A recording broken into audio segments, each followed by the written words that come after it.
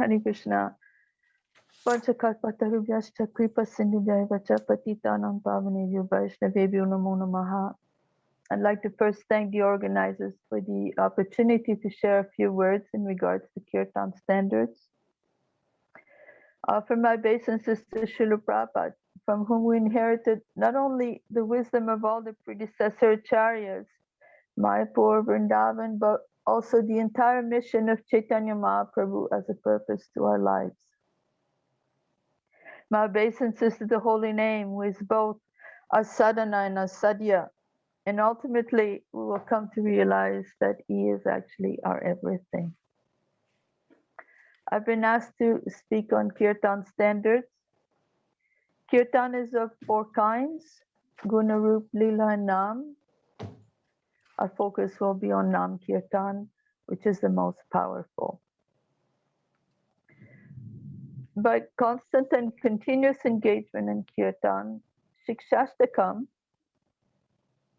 guarantees that it will extinguish the fire of material existence as part of the progressive 7 gifts summarized in the first verse. So the first verse, I think we all know.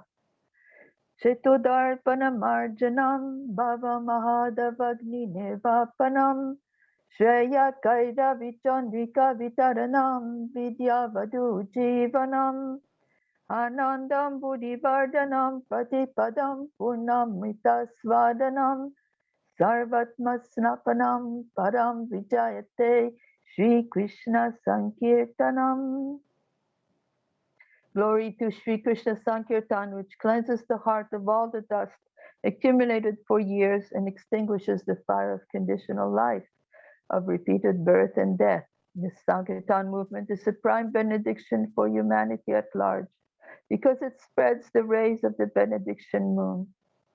It is the life of all transcendental knowledge. It increases the ocean of transcendental bliss, and it enables us to fully taste the nectar for which we are always anxious. So this first verse of Shikshashtakam is actually a summary of what to expect through the process of Kirtan.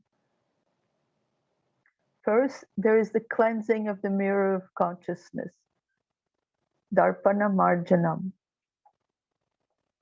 Then it protects us from the blazing fire of repeated birth and death, Mahadavagni, the attachment to all that keeps us bound in this material world.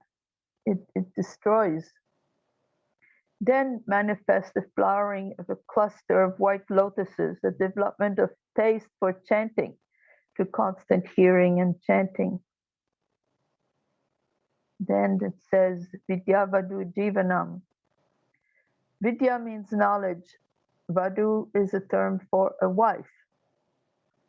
So in Vidya Vadu Jivanam, we can understand through this term that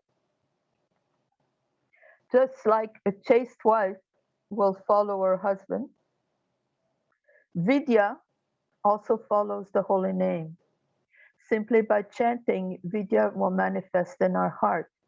Now, when Vidya manifests fully, we will also be free from the ignorance that doesn't allow us to realize or to understand or to know who we are eternally.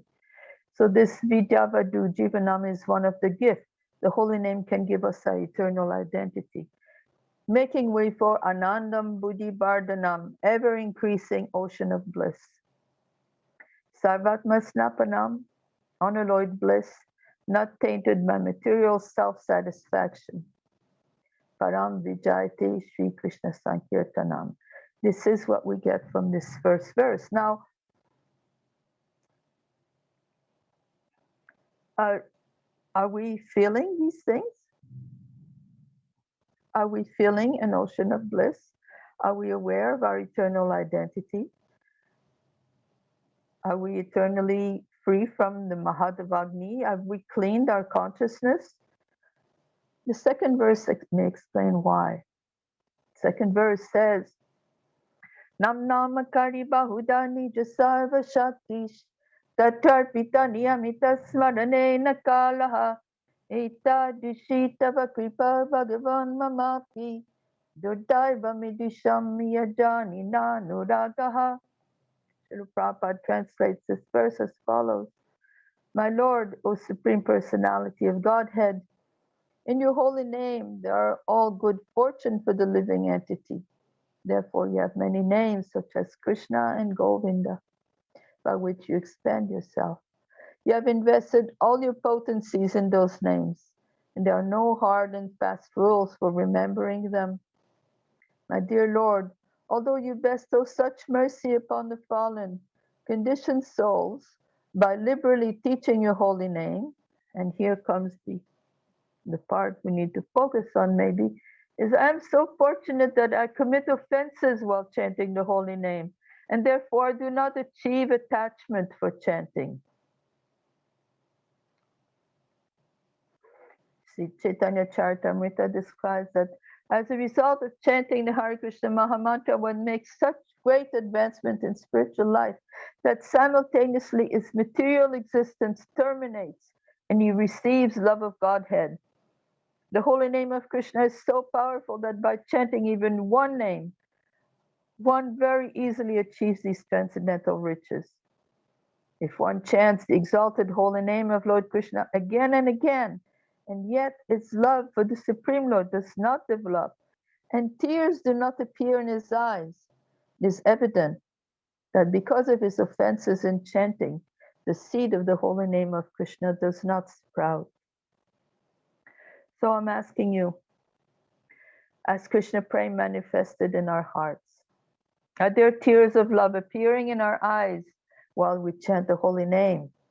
Or are we still considering a mere little 16 rounds a burden? Why has this not happened to us? It is because of offenses. We have to face it. The option is there. We can go on as is and be very patient because it may take us many lives to attain our goal. Or we can revisit the meaning of these offenses and see where our weaknesses are. If our hair is not standing on end while we chant the holy name. There is a description of insanity which is attributed to Albert Einstein, in which he says, insanity is to keep doing the same thing over and over and expect different results. So we go on without making a change, and we expect that there will be a change in the result. So somewhere there has to be a change of heart. It is required. So today I will focus on 3 Kirtan standards only. The first one I will talk about is to chant without offense. There are 10 offenses to chanting the holy name. We all know that. We recite them so many times.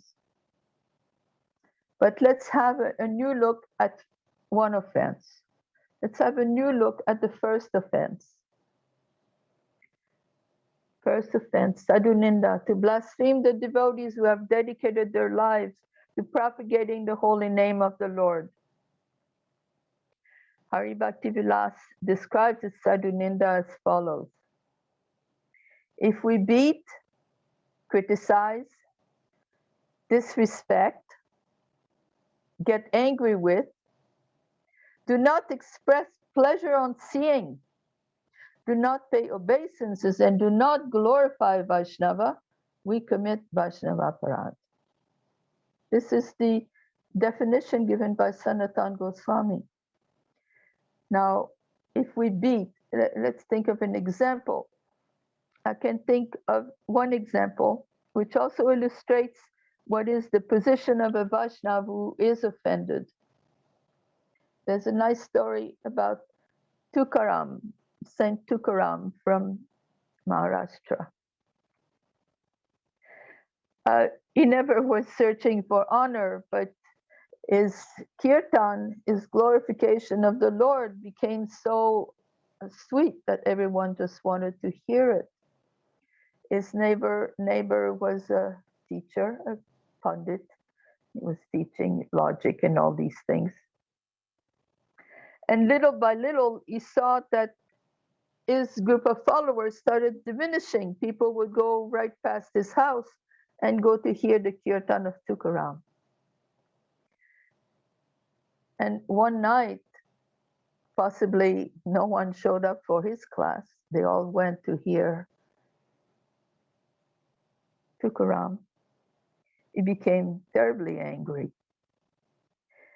And he knew late in the evening, Tukaram would often be outside. So he prepared himself.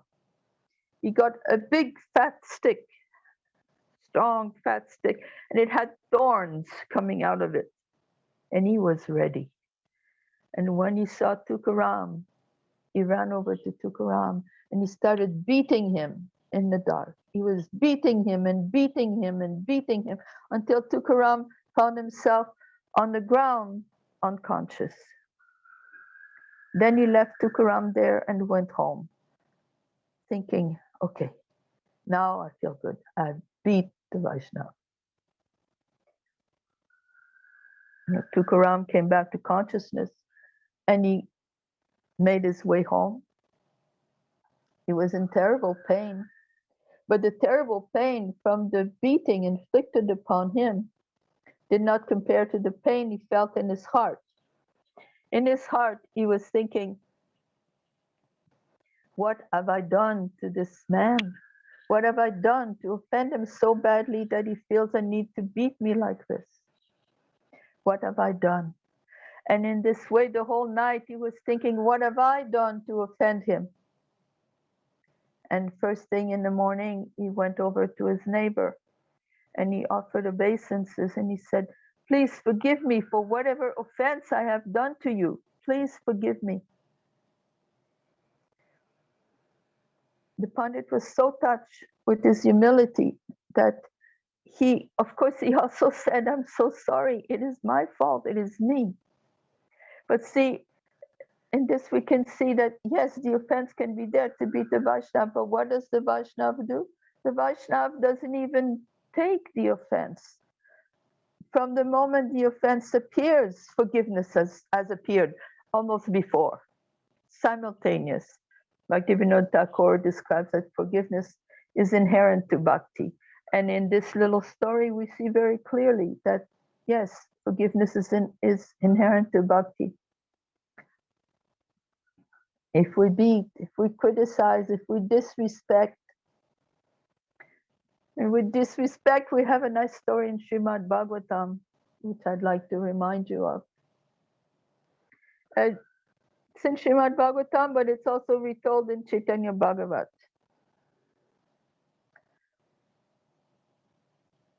Lord Brahma is the head of a sampradaya. He's not ordinary Vaishnava. Once, Lord Brahma, overtaken by lust, and lust was not invited, lust just came. He was running after his own daughter with sexual intent. Now, if we think this was to happen in our community, what would happen to the poor fellow? That Vaishnava would be criticized up and down by everyone of the community. He would be ostracized, he would be blacklisted, who knows? The sons of Marichi witnessed this. The 6 sons of Marichi witnessed it. And they didn't take up social media, they didn't tell the neighbors, they didn't say anything, they just laughed. They laughed at the situation. They laughed together at the ridiculous situation of Lord Brahma running after his own daughter. And for this laughter, they had to take birth several times, ending in the womb of Devaki as her first 6 sons. And there, as her first 6 sons, they had their heads smashed from the moment they were born. This is an example of disrespect. Get angry with, do not express pleasure on seeing, do not pay obeisances, and do not glorify a Vaishnava who commit Vaishnava aparadha. This is what Sanatana Goswami has told us. Now let's see what Bhaktivinoda Thakur has said in Harinam Chintamani. In chapter 4, he says, a person who criticizes a Vaishnava's birth, previous faults, the almost completely destroyed remnants of previous faults, all momentary lapses, is a fool who will be punished by Yamaraj. Lord Krishna will not forgive anyone who criticizes a true Vaishnava. A Vaishnava in whose mouth the glories of the holy name stay. This is our definition of a Vaishnava. Anyone who, turning away from Dharma, Yoga, Yajna, and the Jnanakanda part of the Vedas, instead worships Lord Krishna's holy name is the best of persons. A person who blasphemes a saintly devotee has no status in devotional service. His offense turns him into a non-devotee. Therefore, a true devotee should avoid criticizing saintly devotees. He should be devoted to them. Association with saintly devotees and service to them are the activities of true religion. Chaitanya Bhagavat describes how Lord Chaitanya, he delivered even Jagai Madai, the drunkards who were so full of sin that Chitragupta pleaded, please, my Lord, don't ask me to write down everything they've done. It will take us months. And all this wasted paper, he said that to Yamaraj. Lord Chaitanya already forgave him. Don't have me write everything down. We will become exhausted. It is impossible to write everything they've done. And he forgave them. But those who blasphemed the devotees, he sent to Kumbipak hell.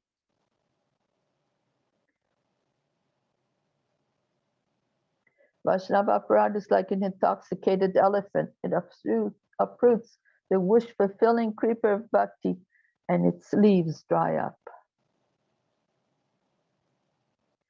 All those fools who criticize Vaishnavas, they fall into hell along with their ancestors. Those who heard Vaishnavas, all their pious activities, even those performed in previous lifetimes, come to naught. Sri Bhagavan is never ever pleased with all those who show disrespect toward Vaishnavas. Whoever does Hari Bhakti and chants holy name, he may be good or bad. I offer him my obeisances. Now we may think, oh, if someone comes to us and does Vaishnav Ninda, if they do, and we quietly nod, tick, thumbs up, nod your head, you should understand that you are making the same comment. It's like if you're sitting with a dear friend, you think he's a dear friend, but he has a deed to your house, and he just formulated a paper with his lawyer that if you just sign at the bottom, he will have your house. So he just tells you, hey, you want to just sign here? Oh, okay, sure, I'll sign. So you may not be fully aware of what you did, but no doubt the house becomes his. So it's like that. If we just nod, accept, thumbs up, agree, we are part of the offense. How will we make a change? This has become our way of acting, our modus operandi. It's the default behavior of current society to criticize anything and everything. The Amazon delivery man, the paint color on the wall, the size of the taxi, how the driver is driving, the road condition. We criticize everything. Those are not aparad, but it's a habit. We criticize everything. Underneath the criticism, there is a flavor there that I would do better. It's a self-glorification that's there. It's subtle sometimes not so subtle, but it's there. These are not aparad, but the habit carries over, and we criticize people who are around us. They're not all Vaishnav. But do we know who will be a Vaishnav next year? Do we know? do I ever know they are Krishna's? They are Krishna's children, Krishna's jivas. So suppose you see a child misbehaving. It's just a toddler, right? And you comment, this child is useless. He's not even good looking. He's a nuisance. He'll never amount to anything in life. Suppose you make this comment about a small child at the temple, maybe. Maybe it's true. Now, let me ask you, when you do this, what happens with your relationship to the parent of that child that you have criticized? It was true or it was not true? What happens to your relationship with the parent?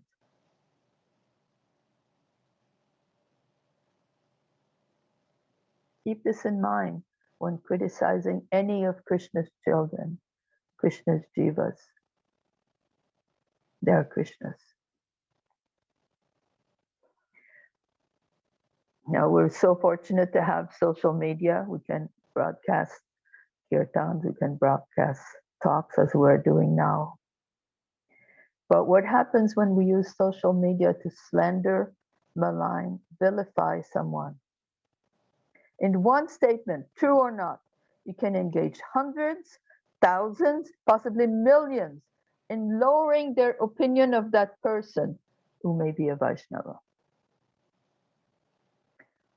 What does Srimad Bhagavatam say about this? Srimad Bhagavatam says, on hearing Sri Krishna Ninda or Ninda of Sri Krishna's devotees, one who does not leave the place loses all its Sukritis and falls down to the hellish planets. So if you are the cause for such a thing, is that not an offense? They're losing all their Sukriti because of you. Of course, that is an offense. Vedas state that if we hear Sadhu Ninda, we lose our Sukriti and fall down in every birth. To hear Ninda is also an offense on their part. Simply by placidly hearing fault finding, you also commit the offense. Now, candid broadcast has caused a multitude to engage in aparad. How will you ever rectify? You have no idea how many you engage in becoming accomplices in your criticism. One then fall in the category of Madai, who only could rely on the mercy of Chaitanya, Nityananda, and all Vaishnavas to nullify his offenses, and in his entire life became one of apologies and seeking mercy of others. Therefore, it's advised to see faults in oneself and qualities in others. Now, there are 10 such offenses to meditate on and see how we are following the standards set by Mahaprabhu. Then we can think about tasting what has been promised in the first sloka of Shikshashtakam. So this is the first standard is to not commit offenses. I'm only elaborating on the first offense. There are 10 offenses, but time is short. So I want to go on and talk about a second standard and a third standard. Second standard, also a gift from Chaitanya Mahaprabhu. Trinadapi sunichena tarori vasahishnuna amanina manadena kirtaniya sada hari. One who thinks himself lower than the grass, who is more tolerant than a tree, and who does not expect personal honor, but is always prepared to give all respect to others, can very easily always chant the holy name of the Lord. I've organized several kirtans. So I've heard many things. I've heard things like, everyone likes my kirtan. Can't you give me a better time to sing? Or, I think I won't sing. I wasn't treated very well last time. Or this big one, I'm a professional kirtaniya. It will cost 50,000 rupees for the evening if I am to perform 2 hours. Now, are these amanina manadena, giving all respects to others? What kind of nonsense? There's no such thing as charge for kirtan. It's an offering to the Lord, an opportunity to serve, to glorify the Lord of our lives with our abilities. Such kirtan, the paid for kirtan, is contaminated and should not even be heard. Once Lord Kishore Das Babaji was invited to a big kirtan that was going on in Calcutta. And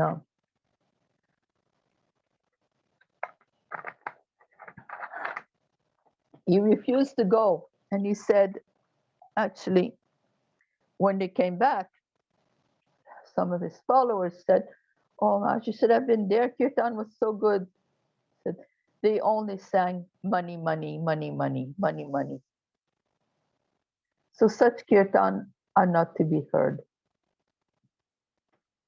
These are the standards set by Chaitanya Mahaprabhu for then, for now, and forever.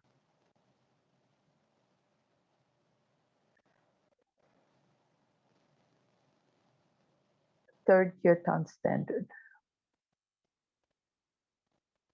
How do we please Krishna? We please Krishna by pleasing Guru. Srila Prabhupada is our common Guru. In order to please Krishna, one must please Guru, one must please Srila Prabhupada. Therefore, we also look at how Srila Prabhupada liked us to do kirtan. Kirtan Ministry is working on a publication focusing on a series of guidelines regarding Srila Prabhupada's expressed desires in this field. Meanwhile, it may take some time. I don't know how quickly this will manifest. But meanwhile, each of us can listen to Prabhupada's kirtan with an inquiring and submissive attitude, trying to understand what he liked and disliked and what example he set. For example, Srila Prabhupada didn't hand his kirtan with Jaya, name of the local deity.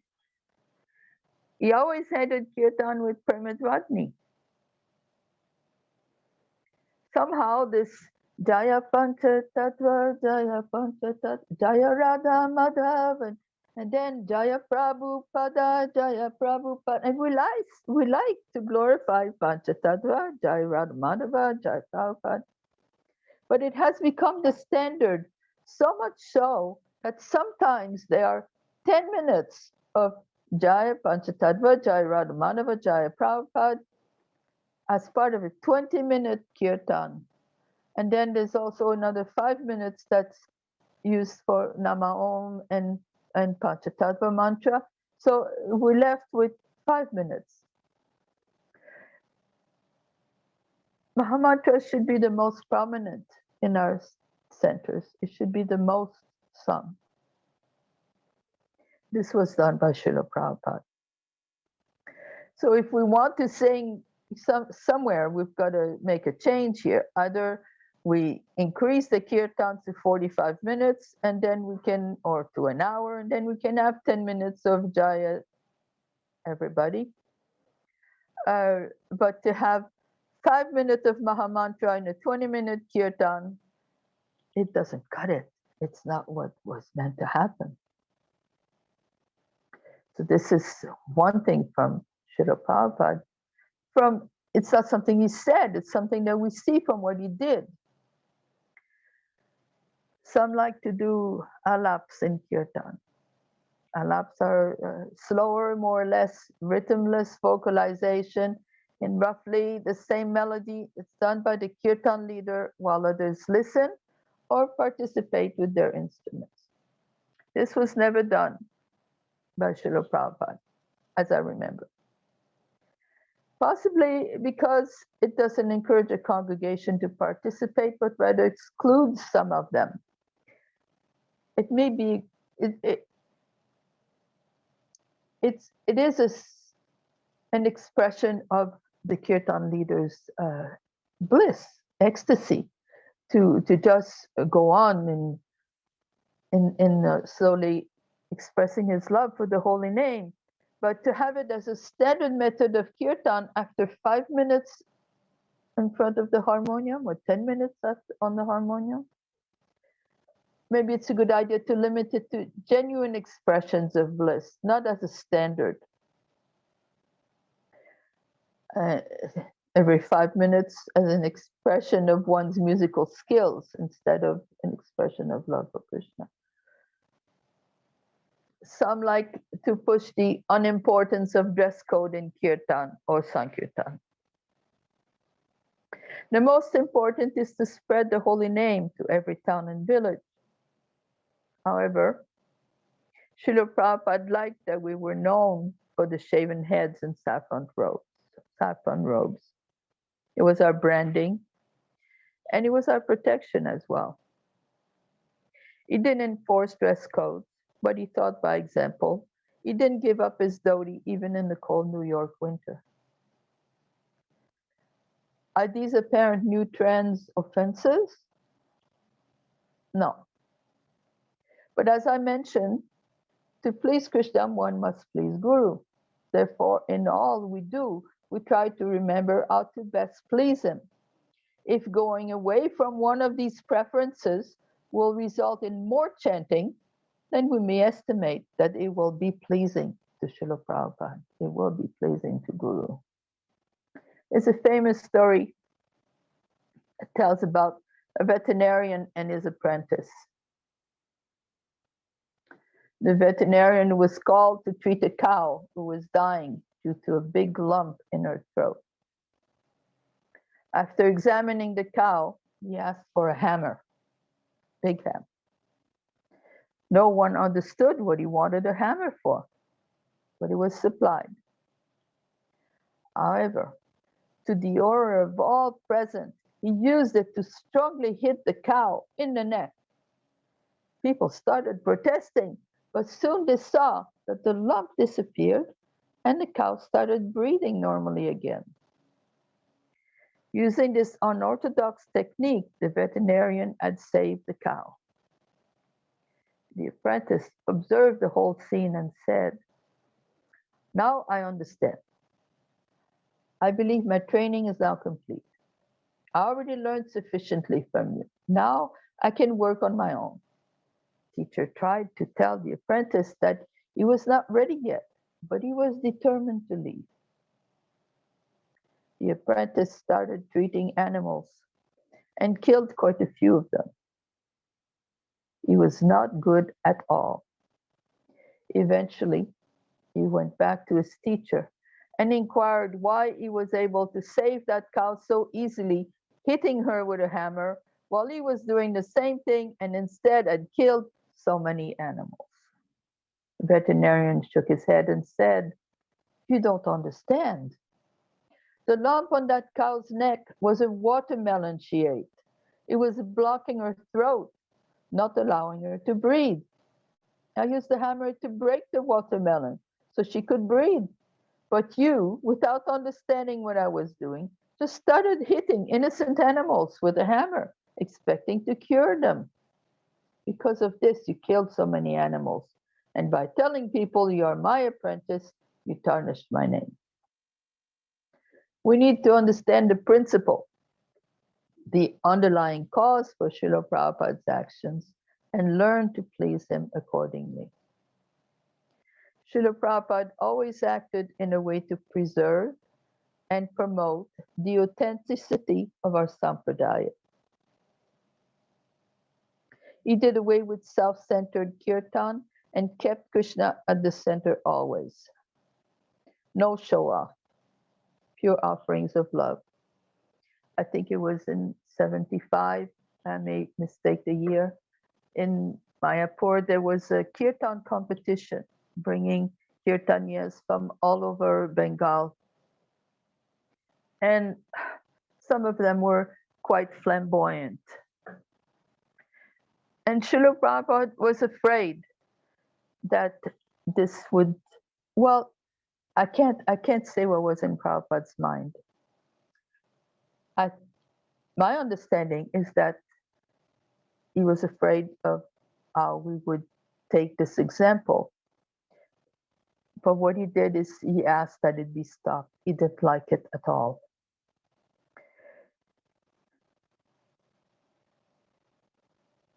So Srila Prabhupada's love cannot be imitated, but we can practice.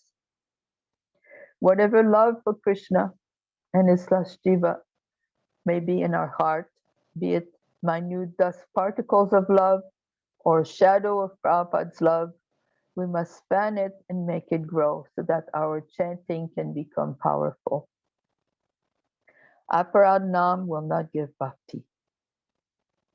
We must strive for, invite Shuddhanam to dance on our tongue. The essence, the driving force behind Prabhupada was the instruction of Bhaktisiddhanta Saraswati to spread Krishna consciousness in the West. The order of Chaitanya Mahaprabhu to spread the holy name to every town and village. The essence of Srila Prabhupada's mood was compassion for the fallen souls of this world. Ayendra Prabhu, he changed melodies quite often in order to keep the assembled devotees on their toes, so to speak, not spaced out. And his melodies were not as simple as Srila Prabhupada. But the result was increased chanting and participation. Therefore, we must conclude that he was great. The essence of compassion for other jivas was also there. Srila Prabhupada appreciated free-thinking disciples, not clones. We need to find a way to increase chanting and bring more people to take up the Yuga Dharma while following in the footsteps, not imitating like the student veterinarian.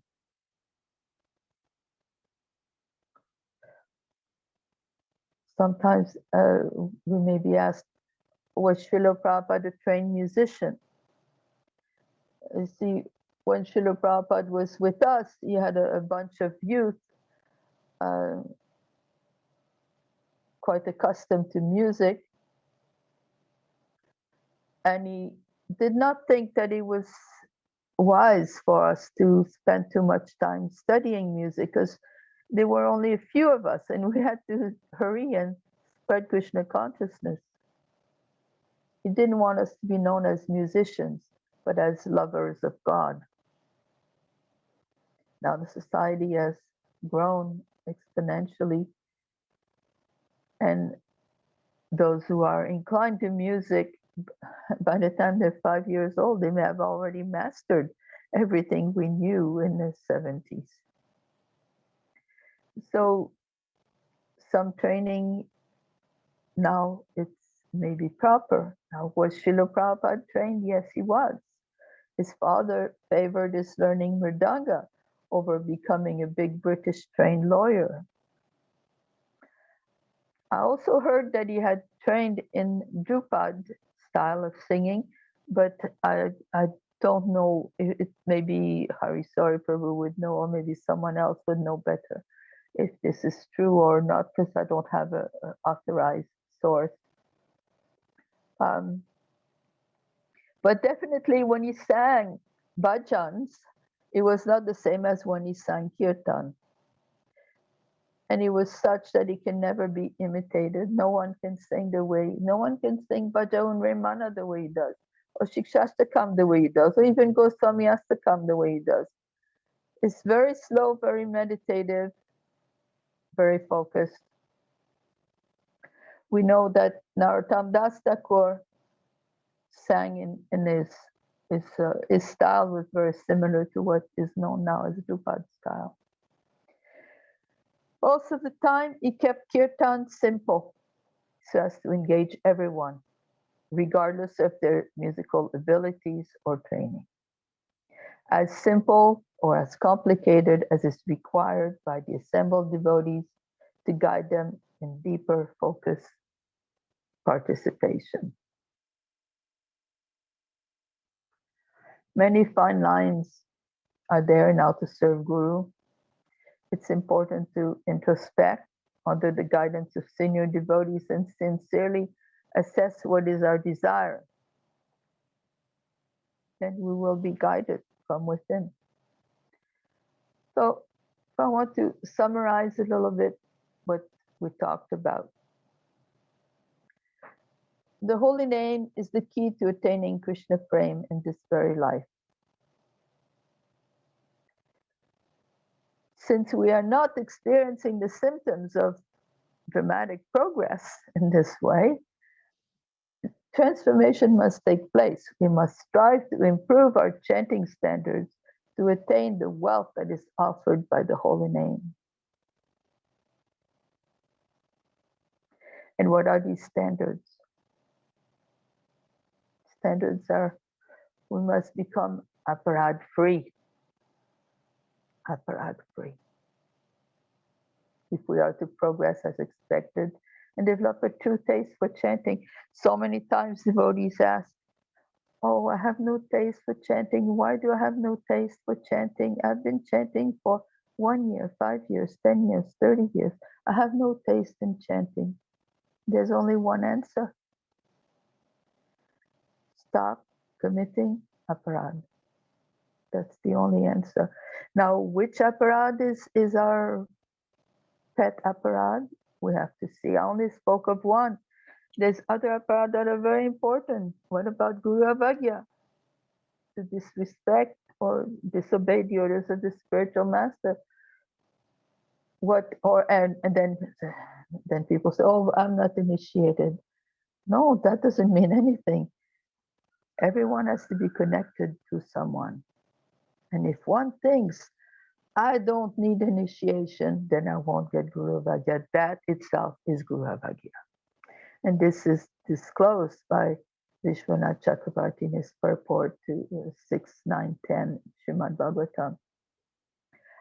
To think that one does not need Guru is Guru Avagya. So see, you can even commit Guru Avagya if you have no Guru. Or the 10th offense, to maintain material attachments even after understanding the glories of the holy name. Who is not committing that offense? So you see, we have a lot of work to do to complete this second shloka of Shikshashtaka. I commit aparad, therefore I have no taste. We must become Trinadapi emblems in our lives, and especially in our kirtan practices. Then we can chant constantly. And the third standard, if we are to represent the mood of all our predecessor acharyas, compassion must be at the root of our actions. This is the essence, including our kirtans. Engage as many as possible in chanting, as Srila Prabhupada did. If it has to be with a bongo drum, if it has to be with a pot and a spoon, if it has to be with proper instrumentation and ornamentation and beautiful instruments, whatever is required to bring in people from all the nook and cranny.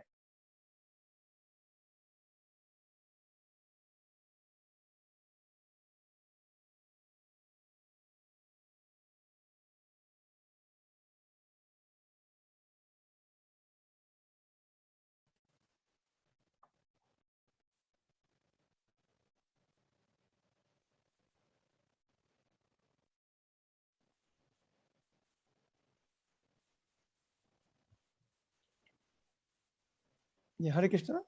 Just please be with us. Can you hear me? Yes, Okay, you're back now, okay. Mataji. Perfect. The electricity went down, so I don't know if you can still see or hear. So there's no electricity here for the moment. All right. So I was just saying, we need to find ways to get everyone from all the nook and crannies of the world. Some are musicians. Will they be happy with hearing a kirtan with a pot and a spoon? Probably not. At first, until they develop a taste for hearing the name. So we find ways we bring more and more people. Some people are frightened at seeing the shaven head and orange robe. It's there. It's a fact. So we have devotees who prefer to do Harinam in plain clothes. We can do so many ways, but somehow, not that we take plain clothes because, oh, we don't want people to think we're Hare Krishnas or some twisted, but out of compassion. If compassion is the essence, if compassion is at the root of our kirtan practices, then we know we are on the right path in pleasing the Sampradaya. This is my realization. So let us chant constantly. Try to avoid offenses. And in this life, we can achieve our goal of Krishna praying. Thank you very much for the opportunity. If there are any questions, we'll try to answer them. And if not, then maybe we can chant Hare Krishna for a few minutes before Hari Story comes. And Mataji, maybe we can speak for 5 more minutes if you like. Yes, if That would be great. oh, there are no questions, so you want me to speak? Please, Mataji, continue. Okay. We're really enjoying this talk.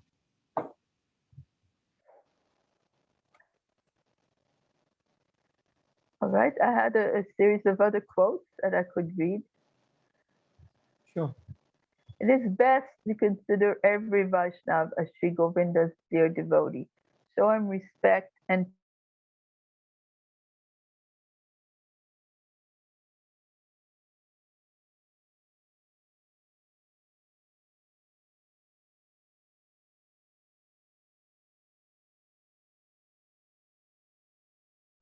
the business he inherited from his family and the way he maintained himself. He was a butcher. And he found it impossible to switch business. He didn't know what to do. But at one point, I suspect he must have changed because it was a very dear desire of his. We don't know who we're dealing with. We don't know who we are dealing with. Just a week ago, I read an account by Indradyumna Swami Maharaj about the departure of his mother. Her entire life, she was antagonistic to anything related to religion. She was an intellectual and an atheist. A few months back, she was diagnosed with cancer. She didn't say anything to him. And throughout the years, he gave her books. Didn't try so much to hammer philosophy on her, but he gave her books. So she had many books of Srila Prabhupada stored in the garage, gathering dust. But when she became diagnosed with terminal cancer, she picked up those books and started reading. And the night before she passed away, she phoned him and she said, "Can you take me to Vrindavan?" He said, yes, it's late now. I'll speak in the morning. Yes, we can, we'll arrange something. And she died. She was meditating on Vrindavan, and as she was dying, she said, "I'm going to Krishna." These were her last words. So we don't know who we're dealing with. Someone may seem to be an atheist. Someone may seem to be rotten. We don't know who we're dealing with. So we have to practice speaking to everyone as though, dealing with everyone as though they are also Vaishnavas. There's no harm. There's no harm. For sure, they are Krishna's jivas. That we know for sure. And Krishna will be pleased if we show love and compassion towards them.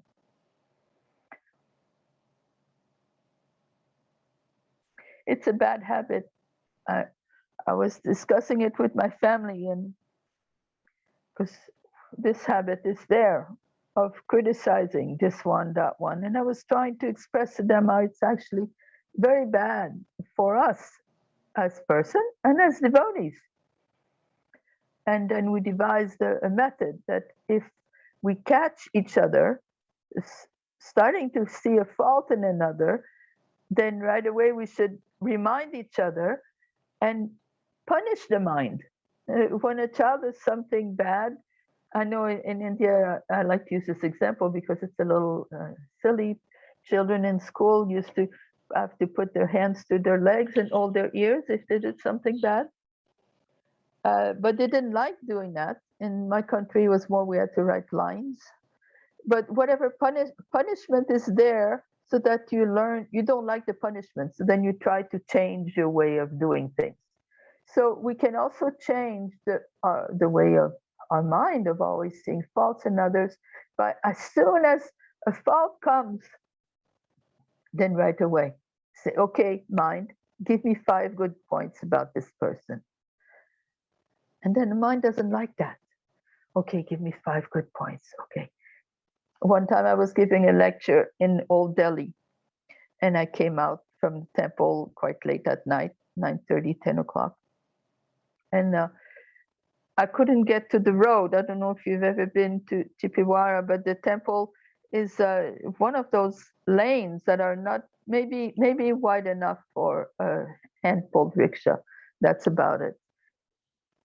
So I came out of that lane, and the road was Ola taxi, one after the other, no way to get onto the road.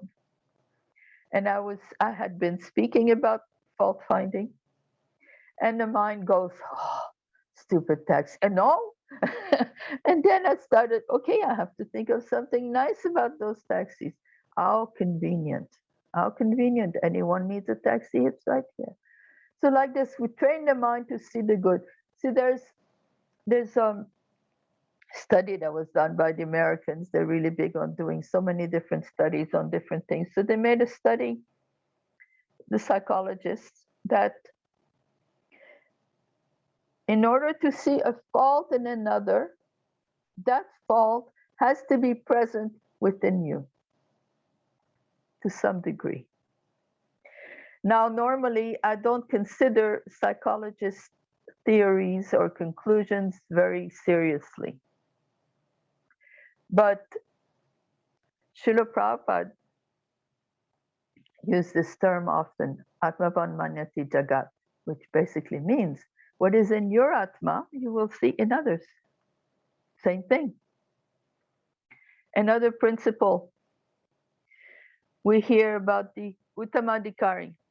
Now, the Uttamadhikari, he has no fault, right? He's perfect, the Uttamadhikari. And when he looks at others, what does he see? He sees no faults. He sees everyone on the same level, Vaishnava, non-Vaishnava. He sees everyone on the same level. So actually, this survey, we should have saved them probably a lot of money and time by just telling them this is already there in our Shastra, that whatever is inside you, you will see in others. But if we remind ourselves of that when we say that someone is, oh, he's so greedy.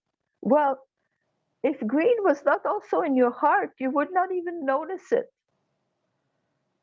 So while one finger is pointing this way, watch the other 3, because they're giving you a clue to what you need to correct about yourself. I speak a lot about fault finding because it is very common. And let's say it's easier to correct than to maintain material attachments. So maybe we can start with this first offense. To see Krishna and Shiva on the same level, I think it's relatively easy. Most people can handle this offense. Most of the offenses are quite easy to handle, but there are a couple that are harder. And the first offense, the 10th offense, of course, the inattention, forgetting that Krishna is in his name. Hare Krishna, dear Vaishnavas, it was a pleasure talking to all of you. I hope I was able to say something of value and that I didn't offend anyone. Vanchakalpaturbhyascha, kripa sindhubhyaivacha, patitanam pavanebhyo, vaishnavebhyo, namo namaha.